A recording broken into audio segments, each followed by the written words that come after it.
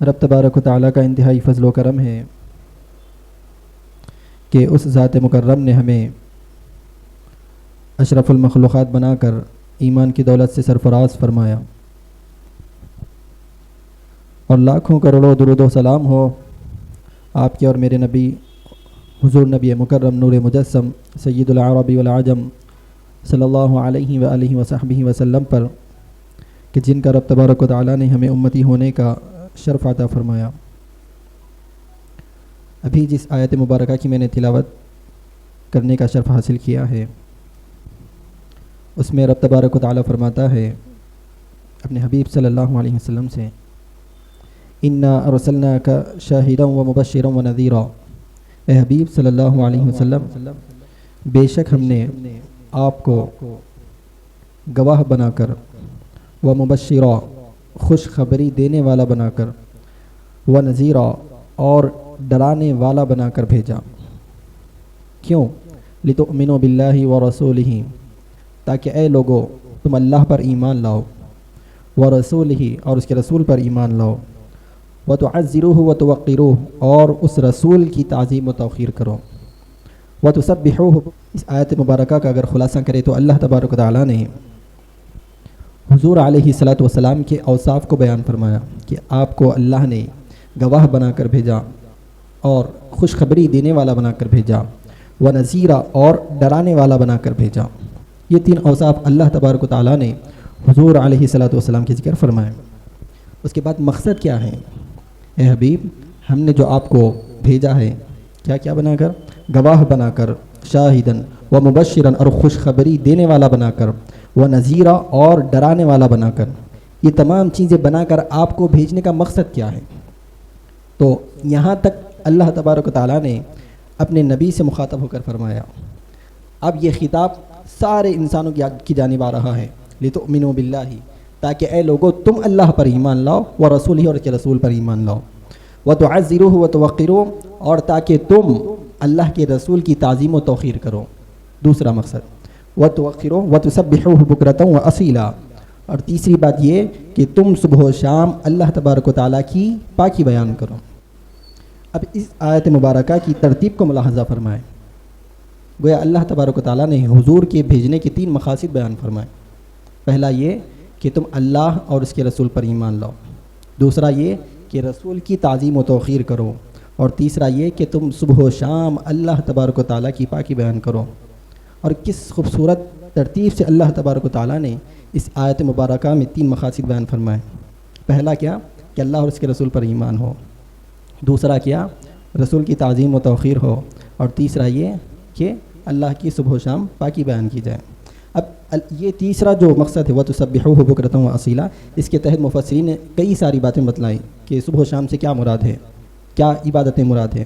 تو اس کا خلاصہ یہ کیا گیا کہ بعض مفسرین نے کہا کہ صبح جو تسبیح کی جاتی ہے اس سے مراد فجر کی نماز ہے، اور شام جو تسبیح کی جاتی ہے واصیلا اس سے مراد 4 بقیہ نمازیں ہیں۔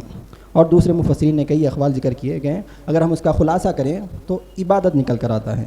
اب اگر ترتیب پر غور کرتے چلے جائیں، پہلا کیا کہ اللہ اور اس کے رسول پر ایمان ہو، دوسرا حضور کی تعظیم و توقیر ہو، تیسرا یہ کہ صبح و شام اللہ کی پاکی بیان کی جائے۔ اس آیت پہ اچھے سے غور فرمائیں کہ اللہ بھی جانتا تھا کہ ہم ایمان لائے کہنے والے بھی آئیں گے۔ تو اگر آپ اس آیت مبارکہ پر غور کرتے چلے جائیں تو اللہ نے پہلا ذکر کیا اللہ اور اس کے رسول پر ایمان لانا۔ مطلب کیا؟ اگر کوئی شخص اللہ اور اس کے رسول پر ایمان لے کر آتا ہے، اللہ اور اس کے رسول پر ایمان لاتا ہے، کلمہ پڑھتا ہے، لا الہ الا اللہ محمد رسول اللہ کہتا ہے، ٹھیک ہے، یہ ایک چیز کرتا ہے، وتعزروہ وتوقروہ اور حضور کی تعظیم و توقیر بھی کرتا ہے۔ تیسری چیز ہے وتسبحوہ بکرۃ واصیلا، یعنی اللہ کی عبادت بھی کرتا ہے تو کامیاب ہوتا ہے۔ اب ایک ایک چیز کو ہٹاتے جائیں۔ پہلا یہ کہ اللہ پر ایمان ہے اور اس کے رسول پر بھی ایمان ہے، دوسرا یہ کہ رسول کی تعظیم و توقیر بھی کرتا ہے، تیسرا یہ کہ وہ رب کی عبادت نہیں کرتا۔ اب اس میں گناہ گار مسلمان آ جاتے ہیں، اس میں گناہ گار مسلمان آ جاتے ہیں، تو پھر بھی ابھی اس کے اندر 2 اوصاف باقی ہیں۔ پہلا یہ کہ وہ اللہ اور اس کے رسول پر ایمان لایا ہوا ہے، اور دوسرا تعظیم و توقیر بھی کرتا ہے، حضور کی تعظیم و توقیر و احترام بھی کرتا ہے۔ تو پھر بھی امید ہے کہ اس گناہ گار بندے کو اللہ تبارک و تعالیٰ بخش دے۔ اب دیکھتے ہیں لِتُؤْمِنُوا بِاللَّهِ وَرَسُولِهِ، اللہ پر ایمان لانے اور اس کے رسول پر ایمان لانے کو ہٹا کر دیکھتے ہیں۔ یہ اگر کوئی شخص اللہ پر ایمان نہیں لاتا اور اس کے رسول پر بھی ایمان نہیں لاتا، لیکن وہ نیکی کے کام کرتا ہے، بھلائی کے کام کرتا ہے اور تعظیم مصطفیٰ کرتا ہے تو بھی چونکہ پہلی جو بنیادی چیز ہے وہ اس کے اندر پائی نہیں جاتی۔ یعنی کئی سارے آپ دیکھیں، اگر آپ غیر مسلم ممالک میں چلے جائیں، جو ان کے پاس محققین ہیں، مدققین ہیں، جنہوں نے حضور صلی اللہ علیہ وسلم کی ذات مبارکہ پر ریسرچ کی ہے، وہ بھی کہیں نہ کہیں حضور علیہ الصلوۃ والسلام کی خدمت میں اور آپ علیہ الصلوۃ والسلام کے اوصاف حمیدہ کا ذکر کرتے ہیں۔ اور حضور علیہ الصلوۃ والسلام کی غیر مسلم لوگ تعریف کیا کرتے ہیں، ابھی بھی کرتے ہیں، اور ان کی کتابوں میں بھی لکھا ہوا ہے، لیکن ان کے اندر پہلی شرط اللہ اور اس کے رسول پر ایمان لانا نہیں پایا گیا۔ اسی وجہ سے وہ دوزخی ہیں۔ تو لِتُؤْمِنُوا بِاللَّهِ وَرَسُولِهِ بھی واضح ہو گیا، اور جو وَتُسَبِّحُوهُ بُكْرَةً وَأَصِيلًا یہ بھی واضح ہو گیا۔ یعنی پہلے حصے کے لوگوں کو اگر دیکھا جائے تو وہ کافر ہے، وہ ہمیشہ کے لیے دوزخ میں جانے والے ہیں۔ اگر تیسرے درجے کے لوگوں کو دیکھا جائے تو وہ بھی دوزخ میں جانے تو والے ہیں، لیکن سزا پانے کے بعد واپس آ جائیں گے۔ اب دیکھیں، یہ تیسرے طریقے کے جو لوگ ہوتے ہیں وہ بڑے ڈینجر ہیں، بڑا خطرہ امت محمدیہ کو شروع سے لے کر آج تک اور تا قیامت انہی لوگوں سے رہا ہے کہ وہ تو کہتے ہیں لِتُؤْمِنُوا بِاللَّهِ وَرَسُولِهِ، تاکہ تم اللہ اور اس کے رسول پر ایمان لاؤ۔ تو وہ اللہ پر بھی ایمان لاتے ہیں اور اس کے رسول پر بھی ایمان لاتے ہیں، لیکن وَتُعَزِّرُوهُ وَتُوَقِّرُوهُ پر عمل نہیں کرتے، حضور کی نہ تعظیم کرتے نہ توقیر کرتے۔ وَتُسَبِّحُوهُ بُكْرَةً وَأَصِيلًا کو بڑی ترجیح دیتے ہیں، نماز کے لیے بلاتے ہیں، نیکی کی دعوت کے لیے، نیکی کے کام کے لیے بلاتے ہیں۔ لیکن آپ غور فرمائیں کہ اگر کوئی یہ کہے ایمان لا اللہ پر اور رسول پر، لا الہ الا اللہ محمد رسول اللہ، ہر شخص کہتا ہے میں نے اللہ پر بھی ایمان لایا اور اس کے رسول پر بھی ایمان لایا، اور صبح و شام اللہ کی عبادت بھی کرے، اس کی پاکی بھی بیان کرے، لیکن اس کے اندر تعظیم و توقیر مصطفیٰ صلی اللہ علیہ وسلم نہ ہو، تو پھر اس کا انجام کیا ہوگا؟ کیا وہ ان لوگوں میں شامل ہوگا جو ہمیشہ دوزخی ہوں گے، یا پھر ان لوگوں میں شامل ہوگا جو وقتی طور پر سزا بھگت کر واپس وہ جنت میں چلے جائیں گے؟ اللہ تبارک و تعالیٰ نے ان لوگوں کو بیچ میں رکھا۔ بہرحال اللہ تبارک و تعالیٰ بھی جان کے ایسے لوگ آنے والے ہیں جو اللہ پر ایمان لانے کا دعویٰ کریں گے ہم مسلمان ہیں، رسول پر ایمان لانے کا دعویٰ بھی کریں گے کہ ہم مسلمان ہیں، کہ ہم نے رسول پر ایمان لایا، اور کہتے تھے قرآن مجید گواہ اس بات کا، منافقین آ کر کیا کہتے تھے کہ ہم نے بے شک ہم آپ کو اللہ کا رسول مانتے، اذا جاءک المنافقون قالوا نشهد انک لرسول اللہ، ہم گواہی دیتے ہیں کہ آپ اللہ کے رسول ہیں۔ اللہ فرماتا ہے واللہ یعلم انک لرسول، اے حبیب اللہ بھی جانتا ہے کہ بے شک آپ اس کے رسول ہیں، لیکن ان المنافقین لکاذبون، لیکن یہ منافقین جو ہے وہ اپنے دعوے میں جھوٹے ہیں۔ یعنی کہتے تو ہے کہ ہم اللہ پر ایمان لائے، کہتے تو ہیں ہم رسول پر ایمان لائے، لیکن اس کے باوجود بھی دن میں ان کے دلوں میں اسلام اور پیغمبر اسلام کے خلاف سازشیں رچی بسی ہوتی تھی۔ تو بتلانا مقصد یہ ہے کہ اللہ تبارک و تعالیٰ نے بیچ میں جو رکھا وَتُعَزِّرُوهُ وَتُوَقِّرُوهُ، تاکہ تم تعظیم و توقیر کرو۔ اللہ تبارک و تعالیٰ تو علام الغیوب ہے، غیب کو جاننے والا ہے، سبھی انبیاء کو غیب بتانے والا تو رب کی ذات ہے۔ ایک زمانہ ایسا آئے گا کہ لوگ ایمان کی باتیں کریں گے، اللہ پر ایمان کی باتیں کریں گے، رسول کے اوپر ایمان لانے کی تو باتیں کریں گے، صبح و شام عبادت کرنے کی تو باتیں کریں گے، لیکن تعظیم و توقیر مصطفیٰ صلی اللہ علیہ وسلم ان کے دل میں نہ ہوگی۔ اسی لیے اللہ نے 1400 سال قبل ہی اس آیت کو نازل فرما دیا۔ اگر تمہیں کوئی کسی سچے انسان کو دیکھنا ہے، سچے پکے مسلمان کو دیکھنا ہو، تو اس کے پاس یہ بھی دیکھو کہ وہ اللہ پر اور اس کے رسول پر ایمان لانے کے بعد اور صبح و شام میری عبادت کرنے کے بعد وہ تعظیم مصطفیٰ کرتا ہے یا نہیں کرتا۔ اگر وہ کرتا ہے تو سمجھ جاؤ کہ اخلاص والا مومن ہے، اگر وہ نہیں کرتا ہے تو سمجھ جاؤ بدمعاش منافق ہے۔ تو اللہ تبارک و تعالیٰ نے چھوٹی سی آیت میں کس انداز سے بتلا دیا کہ کئی سارے لوگ آج بھی ایسے لوگ ہیں جو اللہ پر ایمان لانے کی تو بڑی بڑی باتیں کرتے ہیں، رسول پر ایمان لانے کی بڑی بڑی باتیں، اور عبادت کی جانب، نماز روزہ زکوٰۃ حج کی جانب دعوت دینے کی بڑی بڑی باتیں کرتے ہیں، لیکن ان کے دلوں میں تعظیم مصطفیٰ صلی اللہ علیہ وسلم نہیں ہوتی ہیں۔ تو اب دیکھیں اللہ تبارک و تعالیٰ نے اس انداز سے حضور علیہ الصلوۃ والسلام کی تعظیم و توقیر کرنے کو ہم پر واجب قرار دیا ہے، اور حضور صلی اللہ علیہ وسلم کی وہ ذات مبارکہ ہے، اور یہ ہمارے اور آپ کے نبی وہ شہنشاہ ہے کہ جس کے آداب، جس کا ادب کرنا خود رب تبارک و تعالیٰ سکھاتا ہے۔ آپ نے ہر طرح کے شہنشاہ دیکھے ہوں گے، پڑھے ہوں گے، سنے ہوں گے کہ ان کے کس طرح کے آداب کیے جاتے ہیں۔ بہرحال جو بھی دنیا میں بادشاہ آتا ہے وہ اپنے آداب کے اصول بناتا ہے، اور وہ اصول اسی کی زندگی کے ساتھ ختم بھی ہو جاتے ہیں۔ لیکن حضور علیہ الصلوۃ والسلام وہ شہنشاہ ہے کہ جن کے آداب، جن کی بارگاہ کے آداب اللہ تبارک و تعالیٰ سکھاتا ہے۔ اللہ تبارک و تعالیٰ فرماتا ہے یا ایھا الذین آمنوا استجیبوا للہ وللرسول اذا دعاکم، اے ایمان والو جب اللہ اور اس کے رسول تمہیں بلائیں تو تم اس کا جواب دو، لما یحییکم، اس چیز کے لیے جو تمہیں زندہ کرتی ہیں۔ مفسرین نے کئی اقوال ذکر کیے ہیں کہ اس چیز سے مراد ایمان ہے، کیونکہ ایمان انسان کو زندہ کرتا ہے، اگر اس کے اندر ایمان نہ ہو تو پھر وہ چلتا پھرتا مردہ ہے۔ بہرحال مختلف اس کی تفاسیر ہے، لیکن اس آیت مبارکہ کا ناز و انداز دیکھے بیان کرنے کا، یا ایھا الذین آمنوا استجیبوا للہ وللرسول اذا دعاکم، اللہ تبارک و تعالیٰ فرما رہا ہے کہ جب اللہ اور اس کے رسول تمہیں بلائیں، استجیبوا، تم جواب دو، للہ، اللہ کے حکم پر، والرسولی، اور رسول کے حکم پر، کب؟ اذا دعاکم، جب وہ تمہیں بلائیں۔ یہ دعا کا جو لفظ ہے، دعا کے لفظ میں ضمیر ہے، ضمیر کا مطلب ہے پروناؤن، یعنی پروناؤن کب یوز کیا جاتا ہے؟ جب سابق میں کسی چیز کا ذکر ہو جاتا ہے، اگر اس کی جانب اشارہ کرنا ہو تو پھر دوبارہ نام ذکر نہیں کیا جاتا، نام ذکر نہیں کیا جاتا، بلکہ پروناؤن کو لایا جاتا، ضمیر کو لایا جاتا۔ تو اگر سابق میں جس کا تذکرہ ہوا اگر وہ ایک شخص ہے تو وہ پروناؤن جو ہوتا ہے وہ بھی سنگولر یوز ہوتا ہے، لیکن عربی میں کیا ہے کہ اگر سابق میں دو جنوں کا ذکر کیا جائے تو پروناؤن بھی دو جنوں کے لیے آتی ہے، پروناؤن جو آتا ہے وہ بھی دو کے لیے آتا ہے، جیسے کہ اللہ اور اس کے رسول جب بلائیں تو تم اللہ اور اس کے رسول کے حکم پر جواب دو۔ تو دعا کا لفظ، یہ جو دعا کا لفظ ہے تو اس میں دو کا تذکرہ نہیں، صرف ایک ہی کا تذکرہ ہے، یعنی اللہ اور اس کے رسول کا ذکر کیا گیا۔ تو اب قاعدے کے لحاظ سے دیکھیں تو یہاں پر جو دعا کا لفظ ہے وہ ایک کے لیے نہیں بلکہ دو لوگوں کے لیے ہونا چاہیے تھا، لیکن اللہ تبارک و تعالیٰ نے پروناؤن واحد یوز کیا، پروناؤن جو تھا اس میں واحد یوز کیا۔ اب مفسرین بڑے پریشان ہوئے، کیا اس پروناؤن کو، ضمیر کو اللہ کی طرف لوٹائیں یا رسول کی طرف لوٹائیں؟ اس پروناؤن کو، اس ضمیر کو اللہ کی جانب لوٹائیں یا رسول کی جانب لوٹائیں؟ اگر اللہ کی جانب لوٹاتے ہیں تو رسول چھوٹ جاتے ہیں، لیکن اگر جب یہ کہا جائے کہ رسول بلائیں تو جب تم جواب دو پھر اللہ کا ذکر چھوٹ جائے گا۔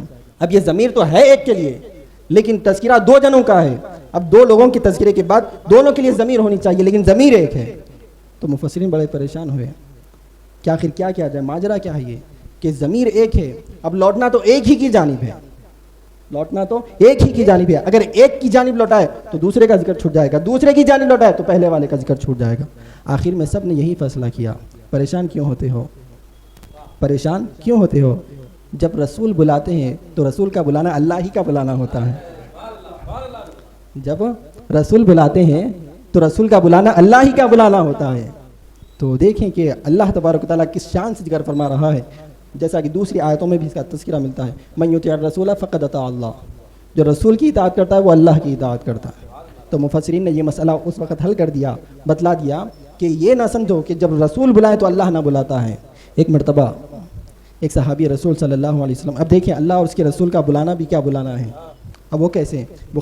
غالباً بخاری کی روایت ہے کہ ایک صحابی رسول صلی اللہ علیہ وسلم نماز پڑھ رہے تھے، مسجد نبوی شریف میں نماز پڑھ رہے تھے، تو حضور علیہ الصلوۃ والسلام نے آواز دی، وہ صحابی رسول تو نماز پڑھ رہے تھے تو انہوں نے جواب نہ دے کر نماز کو مکمل کی، اور نماز کو مکمل کرنے کے بعد حضور کی بارگاہ میں پیش ہوئے۔ تو حضور نے دریافت کیا کہ تمہیں آنے میں اتنی تاخیر کیوں ہوئی؟ تو عرض کرنے لگے یا رسول اللہ صلی اللہ علیہ وسلم، میں نماز پڑھ رہا تھا اس لیے آ نہیں سکا۔ کیا تم نے فرمان الہی نہیں پڑھا؟ اللہ تبارک و تعالیٰ نے کیا فرمایا؟ یا ایھا الذین آمنوا استجیبوا للہ وللرسول، کہ جب اللہ اور اس کے رسول تمہیں بلائیں تو تم ان کی بات کا جواب دو۔ کیا تم نے یہ نہیں پڑھا؟ تو گویا حضور بتلا رہے ہیں اگر تم اس نماز میں بھی میرا فرمان سن کر آ جاتے تب بھی وہ نافرمانی میں شمار نہیں ہوتا، تب بھی وہ نماز فاسد نہیں ہوتی۔ تو آپ قربان چل جائیں کہ حضور صلی اللہ علیہ وسلم خود بتلا رہے ہیں کہ جب اللہ اور اس کے رسول تمہیں بلائیں، چاہے تم کسی بھی حالت میں ہو، کسی بھی عبادت میں ہو، فوراً اس کا جواب دینا ضروری ہے۔ اور حضور نے یہ بھی نہیں فرمایا کہ اگر تم نماز توڑ کر آ جاؤ تو پھر دوبارہ تمہیں نماز قضا کرنی پڑے گی، بلکہ فرمایا یا ایھا الذین آمنوا استجیبوا للہ وللرسول، کسی بھی حالت میں ہو تم اللہ اور اس کے رسول کے بلانے پر فوراً اس بارگاہ میں حاضر ہو جانا چاہیے آتا ہے۔ اس طرح کی دیگر آیاتیں ہیں جن کا مختصر سا تذکرہ کر کے اپنی بات کو ختم کروں گا۔ اسی طرح اللہ تبارک و تعالیٰ فرماتا ہے یا ایھا الذین آمنو. اب دیکھیں اللہ تبارک و تعالیٰ حضور کی تعظیم و توقیر کرنے کے آداب اور اصول سکھا رہا ہے. ایک آیت مبارکہ غالباً 18ویں پارے کی لا تجعلوا دعاء الرسول بینکم کدعاء بعضکم بعضا. اے لوگو رسول کے بلانے کو لا تجعلوا دعاء الرسول کہ رسول کے بلانے کو اس طرح نہ بنا لینا جس طرح تم اپنے ایک دوسرے کو بلانے کے لیے اپناتے ہو. یعنی جس طرح تم ایک دوسرے کو نام لے کر پکارتے ہو اے فلاں ادھر آ جاؤ. اگر کسی کا نام عبد الرحمن ہے تو عبد الرحمن آ جاؤ. یا کہتے ہو زید آ جاؤ, عمر آ جاؤ, بکر آ جاؤ. اس طرح میرے نبی کو نہ پکارنا, اس طرح میرے نبی کو نہ پکارنا. اگر پکارو گے تو پھر گستاخ نبی ٹھہر جاؤ گے. اور اللہ تبارک و تعالیٰ نے بھی جب اپنے نبی کا ذکر کرنا تھا سوائے 4 مقامات کے کہیں پر بھی اللہ تبارک و تعالیٰ نے اپنے نبی کا نام ذکر نہیں فرمایا. جب بھی کہا یا ایھا المزمل کہا, جب بھی کہا یا ایھا المدثر کہا, جب بھی کہا یا ایھا النبی کہا, جب بھی کہا حضور کی علیہ الصلوۃ والسلام کے اوصاف لے کر حضور کا ذکر فرمایا. لیکن کبھی یہ نہیں کہا یا محمد, سوائے حضور علیہ الصلوۃ والسلام کا چند جگہ تذکرہ کیا گیا نام لے کر. تو حضور علیہ الصلوۃ والسلام کی ذات مبارکہ. ابھی سورہ حجرات میں چلے جائیں کہ چند لوگ کسی قبیلے کے حضور علیہ الصلوۃ والسلام سے ملنے کے لیے آئے. جب حضور علیہ الصلوۃ والسلام اپنے کاشانہ مبارکہ میں تھے تو انہوں نے صبر نہ کیا, صبر نہ کر کے حضور کو باہر سے پکارنے لگے, حضور کو باہر سے پکارنے لگے. تو اللہ تبارک و تعالیٰ نے کہا یا ایھا الذین آمنوا لا ترفعوا اصواتکم فوق صوت النبی ولا تجهروا له بالقول كجهر بعضكم لبعض ان تحبط اعمالكم وانتم لا تشعرون. اے لوگو اپنی آوازوں کو نبی کی آواز پر بلند نہ کرو, اپنی آوازوں کو نبی کی آواز پر بلند نہ کرو. ایک صحابی رسول تھے, جب انہوں نے یہ آیت مبارکہ سنی تو اب دیکھیں عشق مصطفیٰ جب دل میں ہوتا ہے لیکن ارادہ نہ بھی ہو تب بھی اگر آواز نکل جاتی ہے تو اسے بے ادبی سمجھتے ہیں. تو بہرحال ایک صحابی رسول تھے, تو انہیں جب معلوم ہوا اس آیت مبارکہ کے بارے میں کہ اللہ تبارک و تعالیٰ فرماتا ہے کہ اپنی آوازوں کو نبی کی آواز پر بلند نہ کرو, تو ایک صحابی رسول تھے, ان کی آواز بہت بڑی تھی, بلند آواز والے تھے. تو جب انہوں نے یہ آیت سنی اس کے بعد سے بارگاہ مصطفیٰ صلی اللہ علیہ وسلم میں آنا چھوڑ دیا, آنا ہی چھوڑ دیا. اب دیکھیں تو کچھ دن گزر چکے تھے تو حضور نے دریافت کیا کہ فلاں صحابی نہیں دکھ رہے, کیا بات ہے؟ جاؤ. تو چند صحابہ کرام جاتے ہیں اور جا کر کیا بات ہے تم یہاں پر یعنی حضور کی بارگاہ میں حاضر کیوں نہیں ہو رہے؟ تو وہ کہنے لگے کہ میں تو گناہ گار ہو گیا, میں تو برباد ہو گیا, میں بڑا گناہ گار ہو گیا. کیوں؟ اللہ تبارک و تعالیٰ فرماتا ہے کہ اپنی آوازوں کو نبی کی آواز پر بلند نہ کرو, اور میں نے بلند کیا اسی لیے میں ہلاک ہو گیا, برباد ہو گیا. بہرحال ان کا اپنا ایمان تھا, انہوں نے یہ سمجھا. لیکن بعد میں حضور علیہ الصلوۃ والسلام کی بارگاہ سے انہیں خوشخبری ملی کہ آپ ان میں سے نہیں ہو, کیونکہ ان کا ارادہ نہیں تھا. بہرحال تو اللہ تبارک و تعالیٰ نے آگے فرمایا لا تجهروا له بالقول كجهر بعضكم لبعض, اور فرمایا کہ جس طرح تم آپس میں ایک دوسرے کو نام لے کر پکارتے ہو اس طرح بھی نہ پکارو. اللہ تبارک و تعالیٰ ادب سکھلا رہا ہے. جس طرح تم, وہ تو پہلی جو آیت سنایا وہ بھی آیت ہے مبارکہ 18ویں پارے میں, یہ سورہ حجرات میں ہے. 2 مرتبہ اللہ نے ذکر کیا کہ لا تجعلوا دعاء الرسول بینکم کدعاء بعضکم بعضا, آپس میں ایک دوسرے کو جس طرح تم بلاتے ہو اس طرح میرے نبی کو نہ بلاؤ. اس کے بعد فرمایا ان تحبط اعمالکم وانتم لا تشعرون, ورنہ آگے انجام بھی بتلا دیا کہ اگر تم اس حکم کے باوجود بھی یہ گستاخی کے ارتکاب کرتے ہو کہ حضور کو نام لے کر پکارتے ہو یا حضور علیہ الصلوۃ والسلام کی آواز پر اپنی آواز کو بلند کرتے ہو, ان تحبط اعمالکم, پھر تمہارے سارے کے سارے اعمال برباد کر دیے جاتے ہیں. اعمالکم سے مراد صرف نماز نہیں, اعمالکم سے مراد صرف روزے نہیں, اعمالکم سے مراد صرف زکوٰۃ نہیں, اعمالکم سے مراد صرف حج نہیں, بلکہ سارے اعمال اس نے ساری زندگی میں جتنے بھی کیے. ان تحبط اعمالکم, کہیں ایسا نہ ہو کہ ساری زندگی جو تم نے عمل کیا اللہ کے لیے وہ سارے کے سارے برباد ہو جائیں. پہلی سزا تو یہ سنا دی کہ اگر تم یہ گستاخ ادنا سے بھی اس گستاخی کے ارتکاب مرتکب ہوتے ہو تو سارے کے سارے اعمال برباد کر دیے جاتے ہیں. اس کے بعد اللہ نے ایک اور بڑی سزا سنائی اس شخص کے لیے جو حضور کی شان میں گستاخی کرتا ہے. وہ کیا؟ وانتم لا تشعرون, اور تمہیں شعور بھی نہ ہوگا. اب غور کریں کہ اگر کسی کو معلوم ہو جائے, اگر کسی کو معلوم ہو جائے کہ تمہارے سارے کے سارے عمل برباد کر دیے گئے تو فوراً توبہ کرے گا. کیا کرے گا؟ توبہ کرے گا. اور جب معلوم ہو گیا کہ اس نے اس غلطی کی وجہ سے اس کے سارے اعمال برباد کر دیے گئے ہیں تو پھر سے وہ عمل شروع کر دے گا. ہوگا یا نہیں؟ جب اسے معلوم ہو گیا کہ اس نے یہ غلطی کی ہے، اس کی وجہ سے سارے کے سارے اعمال برباد کر دیے گئے ہیں، تو پھر وہ دوبارہ عمل شروع کر دے گا۔ کب شروع کرے گا؟ جب کہ اسے معلوم ہو حضور کی گستاخی کرتا ہے، حضور کی شان میں بے ادبی کرتا ہے، اللہ تبارک و تعالیٰ اسے توبہ کی بھی توفیق نہیں دیتا۔ یعنی اگر تمہارے اعمال برباد کر دیے جاؤ اور تمہیں معلوم بھی نہ ہو، وَأَنْتُمْ لَا تَشْعُرُونَ، اور تمہیں شعور بھی نہ ہو اس بات کا کہ ساری زندگی کے جو اعمال کر دیے گئے سارے کے سارے برباد ہو جائیں، یہ نبی کی شان ہے، یہ نبی کی شان ہے کہ جن کا ادب کرنا خود اللہ تبارک و تعالیٰ سکھلا رہا ہے۔ تو معلوم ہوا کہ حضور علیہ السلام کی ذات مبارکہ کوئی عام نہیں۔ اب بعض لوگوں کو مغالطہ یہ ہوتا ہے کہ حضور نے فرمایا انما انا بشر مثلکم، کہ ہم آپ کی طرح بشر ہیں، تو یاد رکھیں بڑے لوگوں کا انداز بڑا ہی ہوتا ہے۔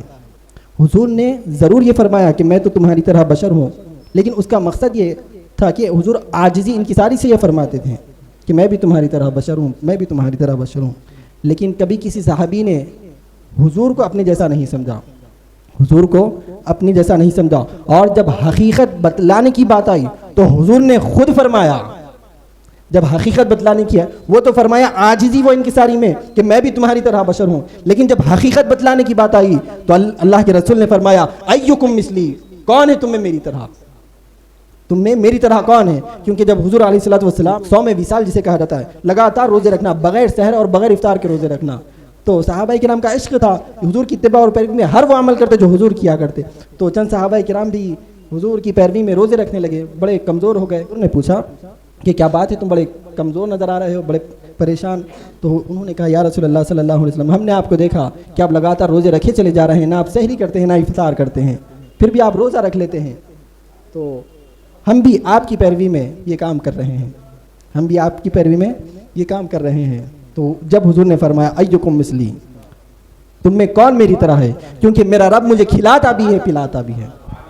یہ شان مصطفیٰ، عظمت مصطفیٰ صلی اللہ علیہ وسلم ہے کہ جس کا ادب خود اللہ تبارک و تعالیٰ سکھلاتا ہے۔ میں نے یہ آپ کی خدمت میں صرف چند آیتوں کا ذکر کیا، اور بھی کئی ساری آیتیں ہیں جس سے پتہ چلتا ہے کہ اللہ تبارک و تعالیٰ نے حضور علیہ الصلوۃ والسلام کا ادب کرنا سکھلایا۔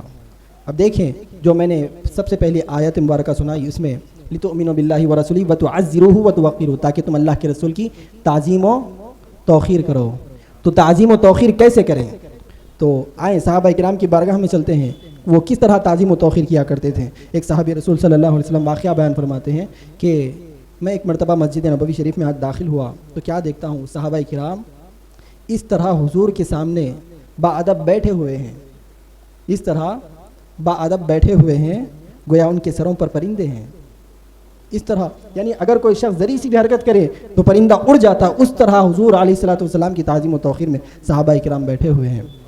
اور دیکھیں جو ابھی آیت میں نے سنا، یا ایھا الذین آمنوا لا ترفعوا اصواتکم فوق صوت النبی ولا تجهروا له بالقول كجهر بعضکم لبعض ان تحبط اعمالکم وانتم لا تشعرون، یہ اس آیت مبارکہ میں اللہ نے رسول کا ادب سکھلایا۔ اس کے بعد اللہ تبارک و تعالیٰ نے ان لوگوں کا تذکرہ فرمایا جنہوں نے حضور علیہ الصلوۃ والسلام کا جس طرح ادب کرنا تھا اس طرح ادب کیا۔ اب صحابہ کرام کی باری آ رہی ہے، ان الذین یغضون اصواتهم عند رسول اللہ اولئک الذین امتحن اللہ قلوبهم للتقوی لهم مغفرۃ واجر عظیم۔ اب دیکھیں صحابہ کرام ہمارے لیے راہ ہدایت ہے، جہاں پر رسول کی تعظیم و توقیر کس طرح کی جائے یہ بتلاتے ہیں، اور خود رب تبارک و تعالیٰ ان کی تعریف کر رہا ہے۔ جب اللہ کے رسول صلی اللہ علیہ وسلم کا ادب کیسا کرے تو اللہ نے قرآن میں آیتیں نازل فرمائی، اور کس طرح ادب کیا جائے یہ بتلانا ہے تو صحابہ کرام کا تذکرہ فرمایا، اور فرمایا ان الذین، اور یہ بھی بتلایا کہ انہوں نے کس طرح ادب کیا تو اللہ تبارک و تعالیٰ نے کس طرح انہیں انعامات سے نوازا۔ ایک جگہ فرمایا رضی اللہ عنہ ورضوا عنہ، اللہ تبارک و تعالیٰ ان سے راضی اور وہ اللہ سے راضی ہیں۔ اب انہی آیات میں سے ایک آیت یہ بھی ہے کہ ان الذین یغضون اصواتهم عند رسول اللہ، صحابہ کرام کی تعریف میں اللہ تبارک و تعالیٰ فرما رہا ہے بے شک وہ لوگ یغضون اصواتهم عند رسول اللہ جو اللہ کے رسول صلی اللہ علیہ وسلم کی بارگاہ میں اپنی آوازوں کو پست رکھتے ہیں۔ ان الذین یغضون اصواتهم عند رسول اللہ اولئک الذین امتحن اللہ قلوبهم للتقوی، اللہ تبارک و تعالیٰ نے تقوی کے لیے ان کے دلوں کا امتحان لیا۔ لهم مغفرۃ واجر عظیم، یہ ایسے لوگ ہیں جن کو بخش دیا گیا ہے اور ان کے لیے اجر عظیم ہے، کے لیے اجر عظیم ہے۔ اب دیکھیں ہماری ذات محدود، اور ہم جو کر سکتے ہیں وہ بھی محدود، اور ہم جو کہہ سکتے ہیں وہ بھی محدود، لیکن جس کی ذات لامحدود ہے، جس کی ذات غیر متناہی ہے، وہ فرما رہا ہے اجر عظیم. ہم جتنا بدلہ دیتے ہیں وہ محدود ہوگا، لیکن جس کی ذات لامحدود ہے وہ اجر عظیم دے، بڑا بدلہ دے تو وہ بھی نامحدود ہوگا. ہم اپنی عقلوں کے ذریعے اسے محدود نہیں کر سکتے. اللہ فرماتا ہے لہم مغفرتن، ان کے لیے مغفرت ہے، بخشش ہے، واجر عظیم، اور اجر عظیم ہے.